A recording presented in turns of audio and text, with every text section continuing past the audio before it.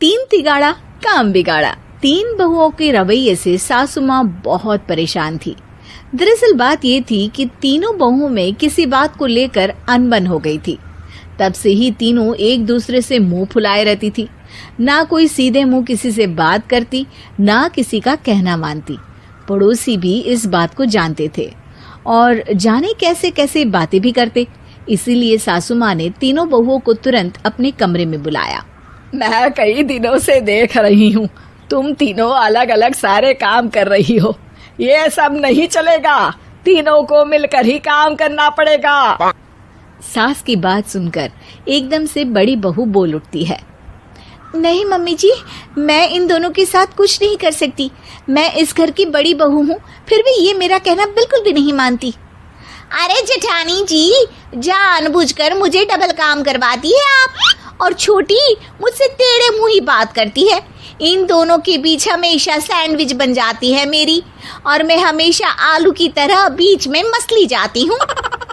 Mummy जी, इन दोनों को लगता है कि मैं छोटी हूँ तो इनके पैरों तले दब जाऊंगी, लेकिन नहीं, मेरा भी उतना ही अधिकार है जितना इन दोनों का है। बड़ी आई दोनों मेरी चुगली करने के लिए, मुझे क्या कम समझ रखा है। तीनों बहू एक दूसरे से बहस करने लगती है और सास दोबारा ये देखकर टेंशन में आ जाती है और सबसे कहती है, चुप हो जाओ, अब से तुम तीनों सारे काम एक साथ करोगी, आंख बंद करके एक दूसरे की बात सुनोगी। तुम तीनों इस बात को गांठ बांध लो, वरना अगली छुट्टियों में तुम्हारा अपना मायके जाना कैंसिल।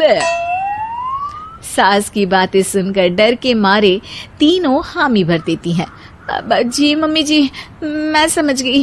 हाँ मम्मी जी, जैसा आप कहें, आप जो कहेंगी मैं वही करूंगी।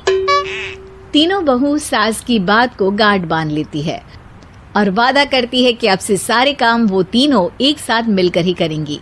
ये सब देखकर सास खुश हो जाती है और वहां से चली जाती है। नीचे जाकर वो देखती है कि घर में शर्मा जी आए हुए होते हैं। सास जोर से आवाज लगाकर कहती है, अरे बहू, जरा चाय बनाकर तो लाना, शर्मा जी आए हैं। सास की बात सुनकर तीनों बहू तुरंत किचन की ओर भागती है और चाय बनाना शुरू कर देती है। मुझे तो एकदम मसाले वाली कड़क चाय पसंद है, तो हम शर्मा जी के लिए मसाले वाली चाय ही बनाएंगे। अरे नहीं दीदी, गर्मी के मौसम में मसाला चाय कौन पीता है? मैं तो शर्मा जी के लिए इलायची वाली चाय ही बनाऊंगी।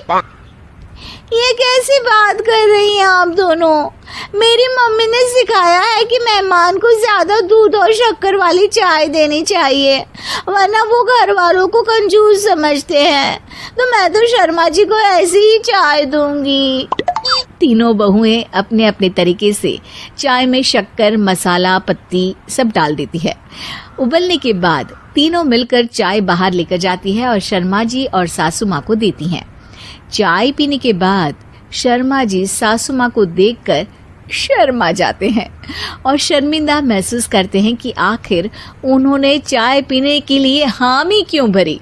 सासू माँ भी चाय पीना शुरू करती है और कहती हैं, अरे बहू, ये कैसी चाय बनाई है? चाय है या मीठे दूध की बासुंदी?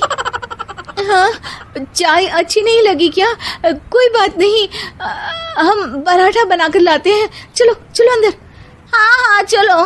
हाँ, आती हूँ मैं भी। नहीं, मेरा पेट चाय ने ही चौपट कर दिया, वही काफी है। पराठे से पोपट नहीं करवाना, मैं तो चलता हूँ। शर्मा जी चुपचाप पतली गली से निकल जाते हैं। अगले दिन सास बहुओं से कहती है, अरे बहू, जाओ जाके ऊपर के गेस्ट हाउस की सफाई कर दो। कल हमारे यहाँ मेरे दूर के रिश्तेदार आने वाले हैं, तो पूरे कमरे को चमका देना, समझी? तीनों बहू सास की बात को मानकर ऊपर सफाई करने चली जाती हैं और तीनों कमरे की सफाई चालू कर देती है। बड़ी बहू मकड़ी के जाले साफ करती है, तो बीच वाली झाड़ू लगाना और छोटी वाली सर्फ डालकर जमीन धोना शुरू कर देती है। अरे दीदी, जेठानी जी, अभी मैंने पूरी फर्श धोई और आप फिर से धूल नीचे गिरा रही हैं। और मछली जेठानी जी, आप बिना झाड़ू की धूल यहाँ छटक रही हैं। अरे तीनों को साफ करना है, एक साथ सफाई करते हैं ना। अरे वही तो, हम साथ साथ हैं, घर साफ साफ है। तीनों बहू ऐसे ही काम में उलझ जाती है और 2 घंटे तक एक ही कमरे की सफाई करती रहती है। बहुत देर से अपनी बहुओं को ना देखने के कारण सास ऊपर कमरे में उन्हें देखने जाती है, लेकिन कमरे में घुसती ही वो गीली फर्श पर फिसलने के कारण नीचे गिर जाती है। ओरी मोरी मैया, हड्डी मरोड़ के रख दी। आए मेरी तो कमर ही टूट गई रे। तीनों बहुएं सास को उठाती हैं और बिस्तर पर सुला देती है। अरे मेरे हाथ पैर दर्द कर रहे हैं, दबा दो, आराम मिलेगा। हाँ जी माँ जी।